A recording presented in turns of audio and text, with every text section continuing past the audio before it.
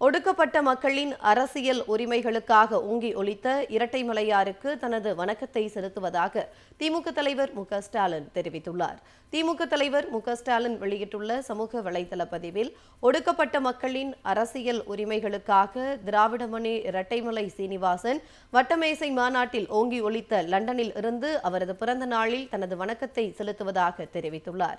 நம் மண்ணில் தீண்டத்தகாதவர்கள் என ஒடுக்கப்பட்ட மக்களின் நிலையை உணர்த்துவதற்காக 5ஆம் ஜார்ஜ் மன்னருடன் கைகுலுக்க மறுத்த அவரது துணிச்சலை நினைத்து பெருமிதம் கொள்வதாக குறிப்பிட்டுள்ள திமுக தலைவர், தீண்டாமை ஒழிப்புக்காக போராடிய போராளியான தாத்தா இரட்டைமலையாரின் உடல் நல்லடக்கம் செய்யப்பட்ட ஓட்டேரி மயான பூமி அமைந்துள்ள பிரிக்லின் சாலைக்கு இரட்டைமலை சீனிவாசன் சாலை என திராவிட மாடல் ஆட்சியில் பெயர் சூட்டி திறந்து வைத்ததையும் பெருமையோடு நினைவு கூர்வதாக தெரிவித்துள்ளார்.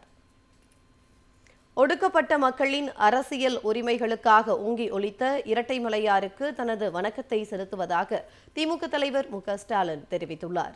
திமுக தலைவர் மு.க.ஸ்டாலின் வெளியிட்டுள்ள சமூக வலைதள பதிவில், ஒடுக்கப்பட்ட மக்களின் அரசியல் உரிமைகளுக்காக திராவிடமணி இரட்டைமலை சீனிவாசன் வட்டமேசை மாநாட்டில் ஓங்கி ஒலித்த லண்டனில் இருந்து அவரது பிறந்த நாளில் தனது வணக்கத்தை செலுத்துவதாக தெரிவித்துள்ளார்.